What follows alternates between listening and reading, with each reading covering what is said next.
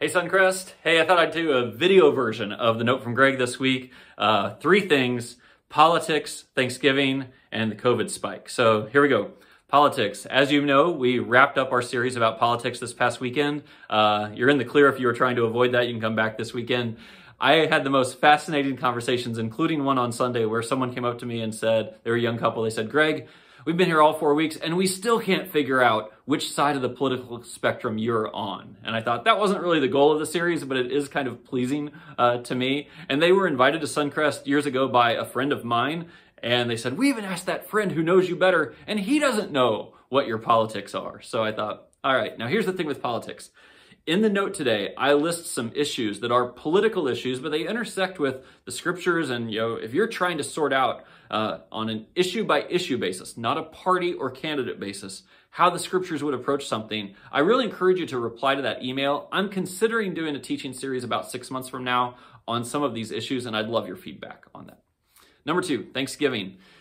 Family gatherings are a really big deal to me, and I hope they're a big deal to you. They're always a rich time, for me. Lots of people are making judgment calls right now about what to do at Thanksgiving, given the spike of coronavirus here and in places you might be traveling to. And I just want to give you, some encouragement to step back and really pray about that, reflect on that, not give into pressure from people who might be trying to twist your arm. I'll tell you, for our family, I'm 46 years old, and for exactly 46 Thanksgivings, I've been back in my hometown with my mom, my extended family, Jenny's family. And this year, for the first time, we're not going to do that. We're going to stay home and avoid the large family gatherings. We'll get a chance to talk on the phone or FaceTime, those sorts of things. And we do hope to be together at Christmas. That's our plan. But, we don't want to be part of spreading anything, of moving a virus around. And we have some important things coming up in our lives that, require us to be not positive for COVID. And so we're just taking these precautions. And I'd encourage you to consider the same approach, while at the same time, I have a high value on the idea that some people need to be together. Some family members will need you to be there. So just take an approach that's not political and not pressured, but just really discerning what's the right step for us to take to love people well. Number three, Suncrest. What are you going to do about, COVID cases spiking and your in-person services? I've had that question 100 times. That's probably an exaggeration, but close to it this week. So I want to explain kind of our approach on that. First of all, we'll be in person this weekend. And as we've already announced, we'll be online only right after Thanksgiving. And then we started to look at the month of December. And here's our conviction.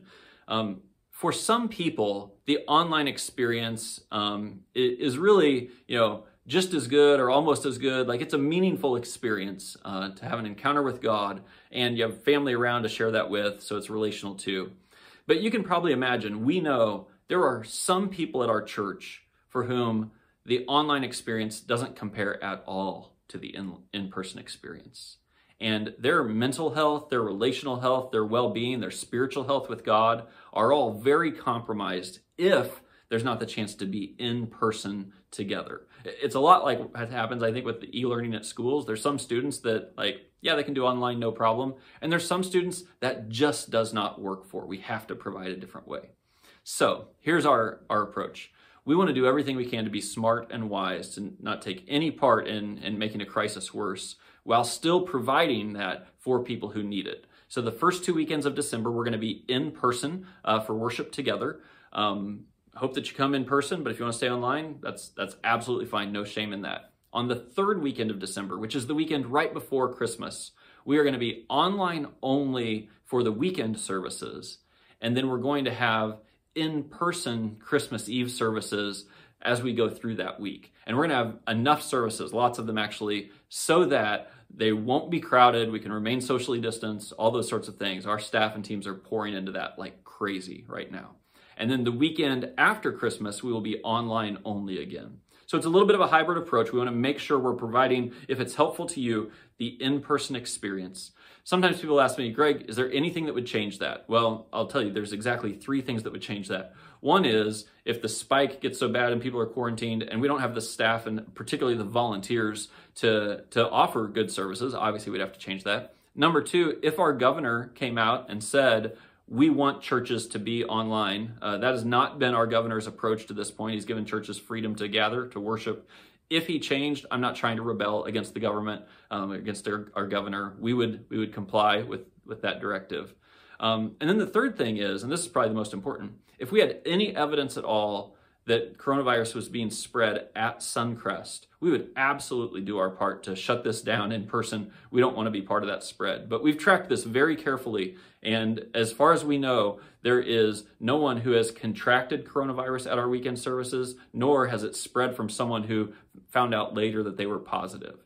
And so as long as we keep our protocols in place that are relatively strict, as you know, then we feel very confident about being able to provide an experience that is not a spreader event. So with all that said, I just want you to know, Suncrest, I love you. I think in this season of a corona spike, this season of Thanksgiving and Christmas, this season because we're followers of Jesus, I want to ask you, make sure you're looking out for those who are around you. If you're strong and healthy, do everything you can with your neighbors and your family and your friends to be a person who's helping out those who maybe aren't as strong or healthy.